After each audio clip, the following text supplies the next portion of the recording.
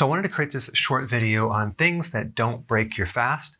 I keep getting this question over and over and over again, so instead of explaining it, I'm just going to create a video on it. What you have to realize is the ideal scene is to only drink water when you're fasting, but really it's all about insulin. It's about keeping insulin low. So if you were to consume something that kept insulin low, it really is not going to interfere with the benefits of fasting, okay? Realize that carbs and protein stimulate insulin, so especially carbs, and that would include collagen, okay, protein powder. There's carbs in milk, for example. There's lactose, milk sugar. There's also protein powder like whey protein. That has a real big effect on insulin. Now, there's a certain type of carbohydrate that doesn't affect insulin, and that would be fiber, okay? So fiber is not going to increase insulin. So let's say, for example, you're eating celery or a little bit of a green salad. Well, the carbohydrate in that is so low because it's mostly fiber, it's not going to have that much effect on insulin. So you're not going to have to worry about it too much. And the other interesting thing is fat. Fat has the least effect on insulin, okay? I'm talking MCT oil, butter, coconut oil, whole cream. Now, if you're doing half and half, for example, doing half milk and half cream, there's a little more carbohydrate in that. So we may affect insulin a little bit if you're going to put the half and half in your coffee.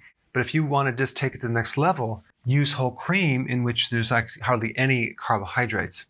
And I mean, maybe there's like one carbohydrate, but I think it's actually less than one carb.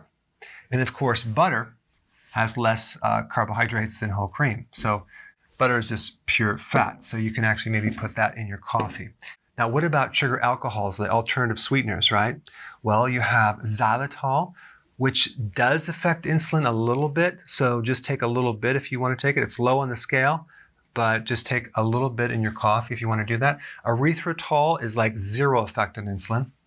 Maltitol is really bad. Don't even use that. That's like, I think it's 58 on the glycemic index. And then you also have things like stevia, monk fruit, which don't have any effect on insulin at all. So those are fine. So you can do sugar alcohols, certain ones. Tea is fine, coffee is fine, but of course, if you're drinking a lot of coffee, that could be a problem because it could start to stimulate cortisol, which could then increase insulin. And by the way, stress does raise insulin to some degree. So that's nothing that you're eating, but just realize that stress can spike insulin a little bit if it's too high. And then we have supplements. Supplements will not increase insulin, so don't worry about that. Green powder usually has less than 1 gram of carbohydrate, and fiber or no fiber, it's a lot of chlorophyll and a lot of concentrated green. This is totally fine. I wouldn't worry about green powder when you're doing insulin. So anyway, I just wanted to create this short video just to kind of cover the basic points so you know how to do it correctly. Thanks for watching. So if you're enjoying this content, go ahead and share it with someone that could really benefit from it.